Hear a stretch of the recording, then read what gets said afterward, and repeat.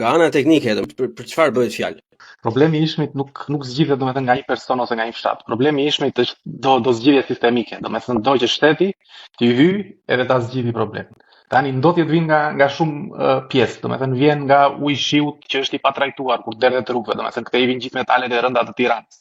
Vjen nga impjanti i ujrave të zeza që nuk ekziston, domethënë gjithë kanalizimet siç i mbledhin ujrat e zeza i derdhin direkt në lum, edhe për shembull në Gusht, lumi i Ishmit ka 95% ujra të zeza dhe 5% ujë që vjen nga zona e basenit. Domethënë, po të dalësh në zonën e Dervenit ku mblidhen të gjitha këto zonë, mblidhet lumi i Zezës, lumi i Tërkuzës, lumi i Tiranës, aty domethënë në 95% është ujë i ndotur, domethënë që vjen nga ujrat e zeza dhe 5% është ujë lumi.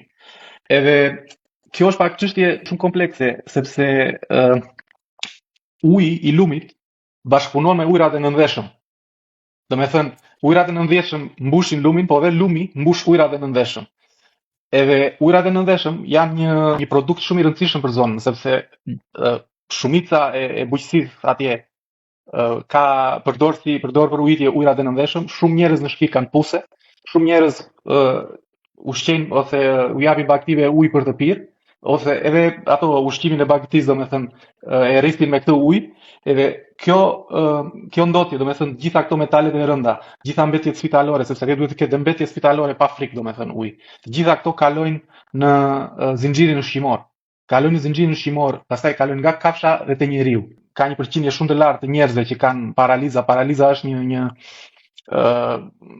goditje e nervave dhe goditja e nervave ndodh shumë shpesh nga metalet e rënda.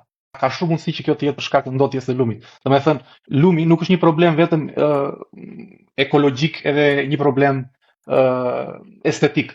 Është çështje e shëndetit publik tani më. Domethënë, lumi i Ishmit është një çështje e shëndetit publik për 10.000 ca banor që jetojnë domethënë në zonën bujqësore mbas Tiranës, domethënë edhe mbas zonave të banuara.